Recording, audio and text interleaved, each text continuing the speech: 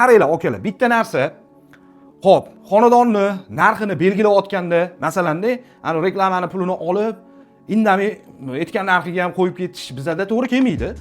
To'g'ri narxi belgilashimiz kerak bo'ladi. Ana o'shandagina savdosi bo'lib ketadi. Bir xillarga o'xshab dilu, aynan kimligini aytmayman, muomalasini chiroyli qilib turib, reklamani pulini olib, indamay ketib qolmaymiz-da. Narxini to'g'ri belgilab, reklamani pulini olgan taqdirimizda ham narxini chiroyli qilib belgilab olib, keyin reklamaga chiqaramiz-da, keyin e'lon qilamiz. O'shanda inshaalloh sotilib ketadi. Bir ikkita video qilib chiqibdi. Bizlarni narxdan 5-10 ming arzonroq qilib sotib yuborishyapti deb, to'ppa-to'g'ri narx to'g'ri belgilayapmiz, sotilib ketyapti. Shuni hisobga olgan holatda hammaga aytamiz.